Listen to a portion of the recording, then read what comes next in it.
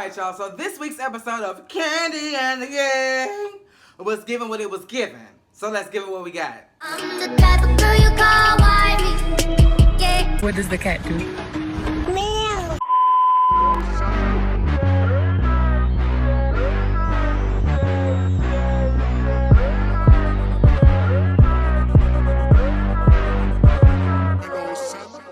So this episode starts off where the last episode left off. Shawndreca's outside with Kandi and Todd, and they asking, do you really want to be here, bitch? Because we hearing that you saying that we don't give a fuck about this restaurant. And if you think we don't give a fuck about this restaurant, obviously you don't give a fuck about this restaurant. So do you want to be here? She got to she got to calculating her checks and realized that she wasn't gonna make do if she walked out today. So she said, I do not want to leave. I want to stay right here. Yeah, we are family, like a giant tree. Better yet, OMG. Cause bitch, I ain't going nowhere. Now who is going somewhere is Dom Unique. Dom said, I missed that little meeting or whatever because I had an important audition and it's taking me to the rivers and to the stars, okay? What did Jasmine Sullivan say? Fly across the ocean and sing for the queen. Now, I may not be singing, but bitch, I'm finna be two-stepping, bitch, because I'm finna take my ass over to London for Rick Ross. She didn't want nobody to know who it was, but when she went to whisper, they put the caption at the bottom so we know who it is. Congrats to you. Philip is down to the OLG restaurant in Camp Creek. Now, I know I said what I said about the one on Peachtree, the one that they are predominantly filming in, but girl, if I want a nice experience down to the OLG, I might as well just go to Camp Creek because it's a lot more calm. It don't look like it's a high volume of traffic. And if it's the same food, then I'm getting the same experience. So, why not go where there's less hassle? Love you, Brian, but I'll see you when I see you. So, Philip is at this location for the time being, and Kandi, Todd, and Don One had came in to kind of give him the cliff notes of what happened in the meeting. And I love y'all Kandi and Todd, but I hate shit like that just in corporate America. Because I was an assistant manager when I worked in retail, and the department managers would have a meeting and then fill us in. And in my mind, I'm thinking, why the fuck can't we just sit in on the meeting, okay? They gotta spend an hour talking to us about what you spent an hour talking to them about. I just feel like it's a waste of time because he would have got all of those cliff notes had he been sitting in the meeting or just right outside to hear what they had to say. Like, girl, it was ways around it, but okay, whatever. And so then Philip goes on to segue to Brian. They kind of addressed the suspension. And Philip was like, I want him gone. I want him terminated. Like, you cannot get jiggy, you know, in my well, not my establishment, but you can't get jiggy with the shit that I got going on if you can't get jiggy with my authority. So, bitch, I want him gone. And Kandi was like, well, really, his problem was with Brandon. So let's leave it up to Brandon. We're gonna invite him to the team building event or whatever. And from there, Brandon can make his decision on whether or not he wants to keep him on board. Shawndreca is mad because when they was like, you said you don't give a fuck about us, they wouldn't tell her who said it. Now, nobody said it.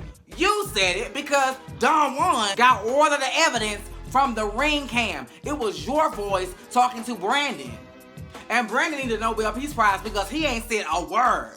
But since Patrick got a habit of yabba dabba doing, Shawndreca thinks it's him. So she goes into the little place, the little parking lot where he's supposed to be sitting in his chair across from his house, and he was not there. So she said, I know where he at. He off to the side, get him a little piece of gelato. So she go over there, and sure enough, Patrick was over there sipping and swinging, girl. He is getting it in, girl. Hey, Shawndreca, how you doing? And Shawndreca said, bitch, don't you hate me, ho. Okay, because you been yapping. And now I'm about to get the capping. Now, it's funny because Patrick was like, I ain't no snitch, and they ran the receipts, okay? Not only did you snitch inside the meeting, you snitched personally to Kandi when the shit first took off. So don't act like you don't run back and report the news, Miss Thing, because you do. But according to Shawndreca, she never said Kandi and Todd don't give a fuck, even though we heard her say it on the phone.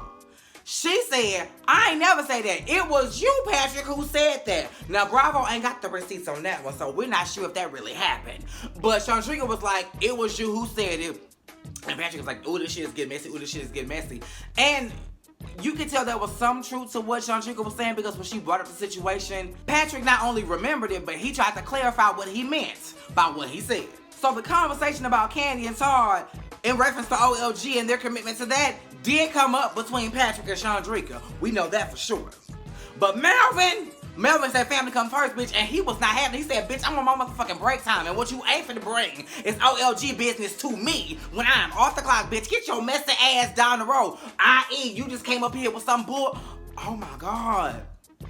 Y'all are truly Aunt Bertha's kids or descendants of Aunt Bertha. Because remember Aunt Bertha, Kandi and Todd came at Kandi with the bullshit. And here come Melvin, you coming in here with the bullshit. This family don't like bullshit. And they quick to call it out. Dom and Brandon are official. I told y'all that last episode when homegirl met the parents and the rest of the family. You don't just randomly meet the family. I have been in full-fledged relationships and I have never met people's families. That only happened with one, but still, when you meet families, you pretty much announcing your officiality, if you know what I mean. But it was real cute how they did it. Dom was like, well, you know I'm about to go on this trip, so you gonna make this commitment to me now? You not gonna date nobody else, and I ain't gonna date nobody else? Cool, we together. And they was on their way to a restaurant. I would've just turned around and went home, because now it's time to consummate this new relationship. But, you know, that's just me. We could've ate another time. And plus, you know, I'm a little different from Dom.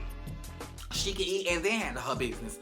I wouldn't dare. Riley's birthday leads to Todd needs to work in the kitchen at OLG. Todd starts asking the girls what they, you know, just checking on them. You know, his daughter's in production. Kandi's daughter is in law. And they asked, what's that baby name?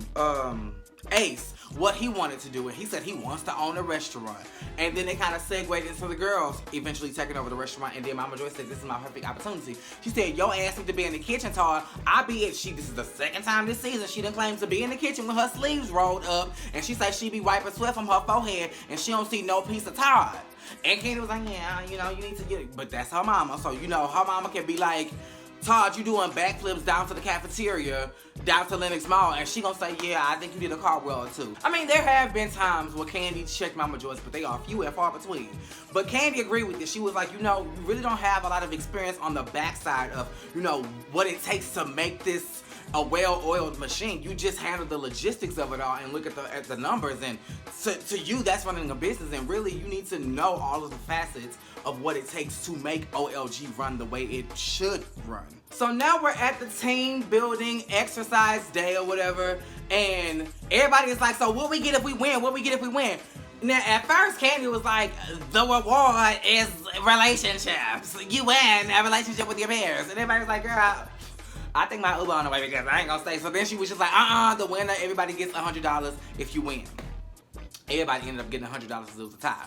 So the first exercise was the Tug of War. Oh, they pulling. Oh, they tugging. Oh, they going to war. But Kandi team, because Kandi team, she didn't pick a team to win. She picked a team to force people who had a problem with each other to work their shit out. So I think you had Shawndreca, you had Torin, you had Phillip, you had Brian, you had people on the team who had issues with one another that had to depend on each other to get through this team building exercise. That was really smart, Kandi. The next obstacle was the Inchworm Race. Everybody was like, my neck, my back. I think my knee's about to crack. And they did not really just want to do it. And Mama Joyce was like, you can do it. If I can do it, you can do it. Everybody was like, Mama Joyce, but you can. And she said, hold my mule. In the words of Brian, she got on that floor and, remember when Kim Kardashian had fought Courtney and her hair was like that Bob was just getting it? That was Mama Joyce on the floor. It was like Mama was she was like, Mama was getting it. Shit, I don't know how. I looked at it and I still don't know how Mama Joyce made it from point A to point B, but she got there. That's all that matters. She got there. And that was her example to say, if I can do it, you can do it. Aunt Bertha said, bitch, please, I'm ready to go. And Aunt Nora was just hungry. Aunt Nora wanted to, you know, look at my baby, look at Melvin, look at Brian.